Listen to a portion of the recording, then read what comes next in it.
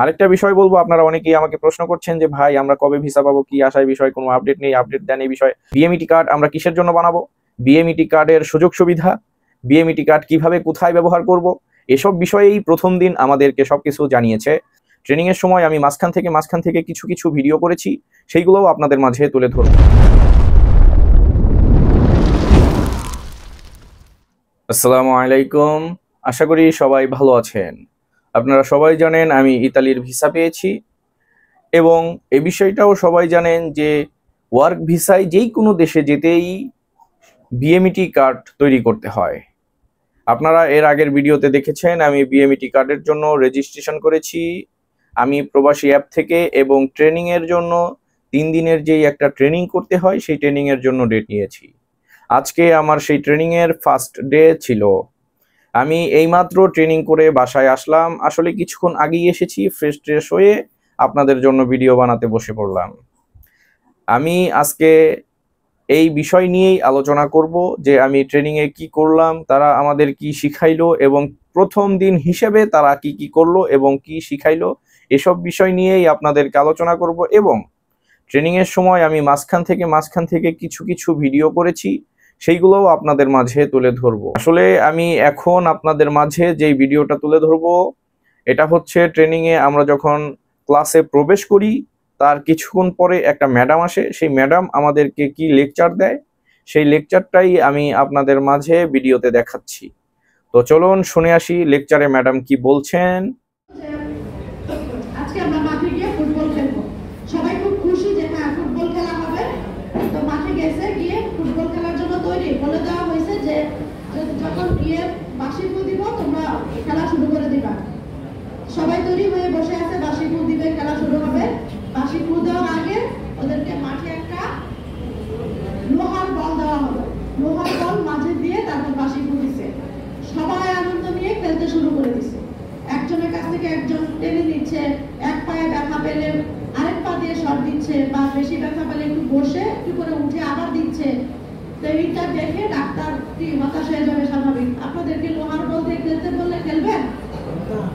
বলবেন আমরা খেলার জন্য তৈরি আছি, কিন্তু বলটা চেঞ্জ করে দেন, এটা দিয়ে খেলা যাবে না, এটা আমাদের সাথে কি তামাশা করতেছেন? লোহার বল দিচ্ছেন খেলতে, রাবারের বল নিয়ে আসেন, অথবা নিজেরা গিয়ে নিয়ে আসবেন একটা দিচ্ছ, অথবা খেলবো না।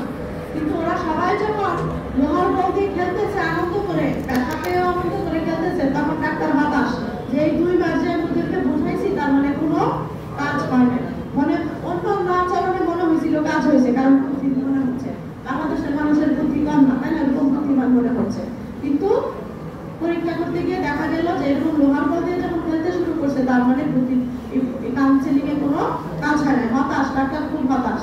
কিন্তু একজনকে দেখা যাচ্ছে খেলতেছে না, মাঠের কোনায় চুপচাপ দাঁড়ায় আছে। তখন ডাক্তার একটু সান্ত্বনা পেল, যাক আমি এত জনকে চিকিৎসা করলাম, একজনকে ভালো করতে পারছি, একজন আমার কথা বুঝছে, সে সুস্থ হয়েছে। তখন তাকে কাছে গিয়ে জিজ্ঞেস করতেছে যে তুমি খেলছো না কেন, সবাই খেলতেছে। সে বলতেছে যে আমি এখানে দাঁড়িয়ে অপেক্ষা করছি, যখন বলটা এদিকে আসবে আমি হেড দিব, কারণ আমার হেড দিতে ভালো লাগে, এই জন্য সে দাঁড়ায় আছে। এখন যাকে দিয়ে আশা করছিল যে সে সবচেয়ে বুদ্ধিমান, এই সবচেয়ে বুদ্ধি কাজ করতেছে, সে মাথায় ফাটাই ফেলবে। আর যাদের কম বুদ্ধি তারা বরং পাটা ভাঙছে, ব্যথা পাইছে, তাও চলে। আর যার বেশি বুদ্ধি মনে করছে ডাক্তার, সে কি করছে, মাথায় ফাটাই ফেলবে। তো বাংলাদেশের মানুষের তো বুদ্ধি বেশি, তো বুদ্ধি বেশি রিপোর্টটা সারা বিশ্বে কেমন যে বাংলাদেশের মানুষ দুর্নীতিতে 1 নম্বর। কিন্তু আমরা মনে করি যে আমি ভালো, বাকিরা দুর্নীতি করে, আমি করি না। এরকম সবার মধ্যে তাই ধারণা না প্রত্যেকের। অনেকে বলবেন ম্যাডাম সত্যি তো আমি তো কোনো কিছু করি নাই, আপনি আমার বলতেছেন কেন, তাই না? এইখানে আমরা যতজন আছি প্রত্যেকেই একই বৈশিষ্ট্য, শুধু সময় এবং সুযোগ সিচুয়েশন আসলেই আমরা টের পাই যে ভিতরে আমাদেরটা ওই হিংস্রতাটা চেপে আসে। এখন আমরা জীবনে ওই লাইফ ওই সুযোগটা আসে না এখন পর্যন্ত, এইটুকু না। যখনই আপনার সুযোগটা আসবে তখনই আপনি অটোমেটিক্যালি চেঞ্জ হয়ে যাবেন। আপনি জানেনই না যে আপনি চেঞ্জ হয়ে গেছেন, বুঝতে পারছেন? আপনি বুঝবেনই না যে আপনি চেঞ্জ হয়েছেন, স্বীকারই করবেন না যে আপনি চেঞ্জ হয়েছেন। এটা হচ্ছে বাংলাদেশের মানুষের একটা কমন বৈশিষ্ট্য। আচ্ছা শুনেন, তো ইতিমধ্যেই আপনারা শুনে ফেলেছেন এবং দেখে ফেলেছেন ক্লাস কেমন হয় এবং কিভাবে লেকচার দেয়, কি কি শিখায়। আসলে শিখার বিষয়গুলো এরকমই। এবং এই লেকচারটার পরে আমি আরেকটা ভিডিও তৈরি করতে পারিনি। সেই ভিডিওটা হচ্ছে একটা স্যার আসে, সেই স্যার আমাদেরকে যেটা জানায়, শিখায় এবং বুঝিয়ে দেয় বিএমইটি কার্ড আমরা কিসের জন্য বানাবো, বিএমইটি কার্ডের সুযোগ সুবিধা, বিএমইটি কার্ড কিভাবে কোথায় ব্যবহার করব, এসব বিষয়েই প্রথম দিন আমাদেরকে সবকিছু জানিয়েছে এবং এইগুলো নিয়েই আমাদেরকে লেকচার দিয়েছে।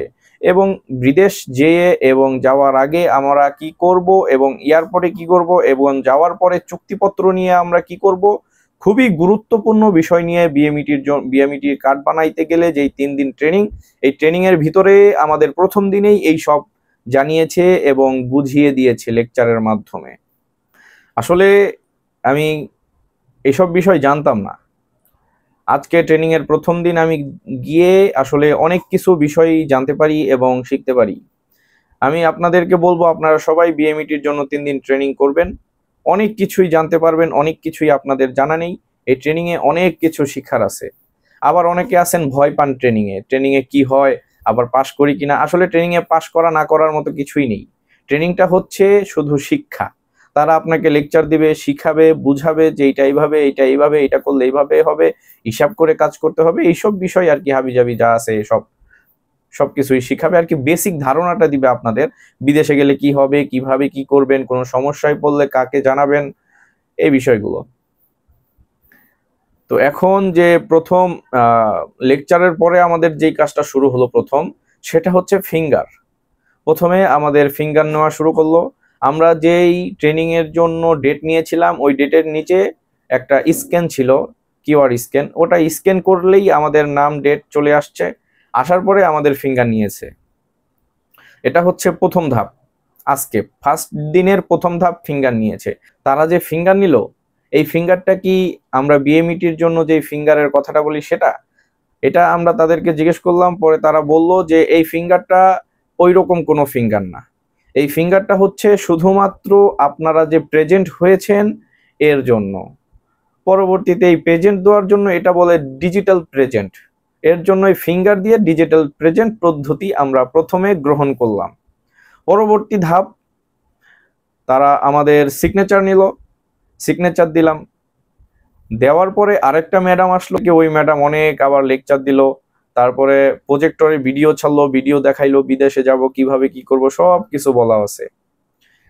তারপরে আমরা সেই ভিডিও শুনলাম। ভিডিও শোনার পরে ফেস স্ক্যান করবে একটা ম্যাডাম আসলো। পরবর্তীতে আবার সেই ম্যাডাম আবার আরেকটা কাজের জন্য আসলো, সে হচ্ছে ফেস স্ক্যান করবে। তারপরে আমরা ফেস স্ক্যান করলাম। এটা হচ্ছে প্রেজেন্টের আরেকটা সিস্টেম। ফেস স্ক্যান করে আমাদের 3 দিন ঢুকতে হবে এবং প্রেজেন্ট হতে হবে। এটাই হচ্ছে 3 দিন ট্রেনিং এর মূল বিষয়। আমি আজকে প্রথম দিন যেটা বুঝতে পারলাম, আজকে যে আমাদের বিশেষ 3টা কাজ ছিল, সেটা হচ্ছে ফিঙ্গার দেওয়া, এবং পরবর্তীতে দ্বিতীয় কাজ হচ্ছে সিগনেচার দেওয়া, এবং তৃতীয় কাজ হচ্ছে ফেস রেজিস্টার করা। এই 3টা কাজ করার পরে আমরা পরবর্তীতে অনেক লেট হয়ে যায়। আসলে ডেট টাইম দেওয়া ছিল আমাদের 3টা, কিন্তু 3টাই তারা এই সব কিছু কমপ্লিট করতে পারেনি। পরবর্তীতে আমাদের ছুটি হতে হতে প্রায় 4:30 বেজে যায়। আমাদের ফেস স্ক্যান করেছিল, সেই ভিডিওটা আপনাদেরকে আমি দেখাচ্ছি। আপনারা দেখুন কিভাবে ফেস স্ক্যান করেছি আমরা।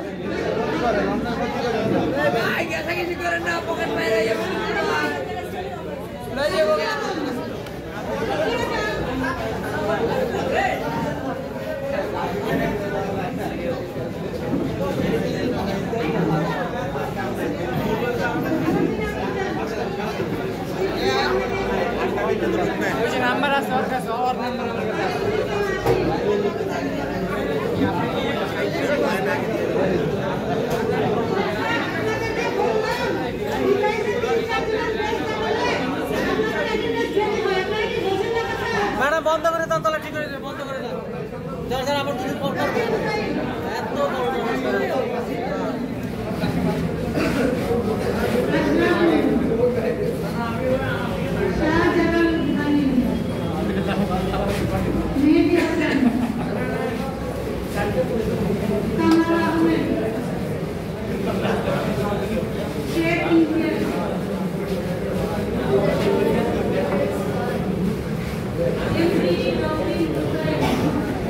অলরেডি দেখে ফেলেছেন আমরা কিভাবে ফেস স্ক্যান করেছি। আসলে ভয়ের কোনো কারণ নেই, আপনারা ভিডিও আকারে দেখে ফেলেছেন কি হয়। আসলে বিষয়গুলো এরকমই, সবাই এরকম ধাপে ধাপে ফেস স্ক্যান করছে এবং চলে যাচ্ছে। প্রথমে ফেস রেজিস্টার করে, পরবর্তীতে আবার ফেস স্ক্যান করে আমাদের একদম আমরা চলে আসি। আবার কালকে গিয়ে কি করব সেটা আমি এখন পর্যন্ত জানি না। ইনশাআল্লাহ কালকে আপনাদেরকে আরেকটা ভিডিও জানাবো যে দ্বিতীয় দিনে আমরা কি করলাম। প্রথম দিনে কি করেছি সেটা অলরেডি আপনাদেরকে এখন জানিয়েছি এবং দেখিয়ে দিয়েছি।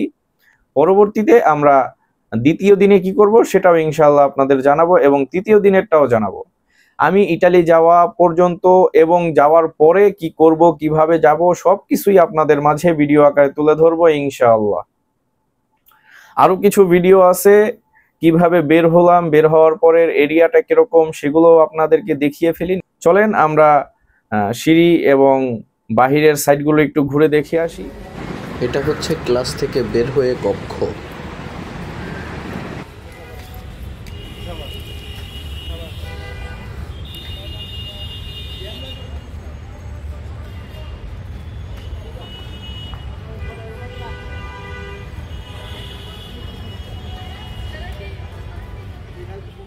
অলরেডি দেখে ফেলেছেন বাহিরে কিরকম। আমি কোন জায়গায় ট্রেনিং করতে গিয়েছিলাম, আমি গিয়েছিলাম হচ্ছে কোরিয়ান ট্রেনিং সেন্টার ঢাকা। প্রথম দিনের ট্রেনিং শেষ করে বাসায় চলে আসলাম, এসে এইমাত্র আপনাদেরকে ভিডিও বানানোর জন্য বসলাম। আপনাদেরকে আমার জানানো কর্তব্য। আপনারা অনেকেই এ বিষয়ে জানেন না, অনেকেই বুঝেন না। আসলে অনেকে মনে করেন ইটালির জন্য মনে হয় অন্য কোনো সিস্টেম, অন্য কোনো রকম। আসলে কি কি সিস্টেম আপনাদের মাঝে আমি ধাপে ধাপে এভাবেই আপনাদের মাঝে ভিডিও আকারে সবকিছু তুলে ধরবো ইনশাআল্লাহ। সবাই ভালো থাকবেন, আমার ইউটিউব চ্যানেল সাবস্ক্রাইব করবেন। এবং আরেকটা বিষয় বলবো, আপনারা অনেকেই আমাকে প্রশ্ন করছেন যে ভাই আমরা কবে ভিসা পাবো, কি আসার বিষয়, কোনো আপডেট নেই, আপডেট দেন এই বিষয়ে। ভাই এই বিষয় নিয়ে আমি বর্তমানে আপডেট দিতে পারছি না, কারণ আমি প্রচুর ব্যস্ত। আপনারা সবাই জানেন আমি ভিসা পেয়েছি, এই ভিসা নিয়ে কি কি কাগজপত্র লাগবে, বিএমইটি করব, এইসব বিষয় নিয়ে আমি প্রচুর ব্যস্ত। এর জন্য আপনাদের মাঝে আপডেট তুলে ধরতে পারছি না। কিন্তু নেক্সট টাইম ইনশাআল্লাহ অবশ্যই আপনাদেরকে আপডেট দেওয়ার চেষ্টা করব। আপনারা আমার এই ইউটিউব চ্যানেলের পাশেই থাকবেন এবং ইউটিউব চ্যানেলটি সাবস্ক্রাইব করে রাখবেন। সবাই ভালো থাকবেন, সবার জন্য দোয়া করি, সবার মনের আশা পূরণ হোক। আজকের ভিডিও এই পর্যন্তই। আসসালামু আলাইকুম, খোদা হাফেজ।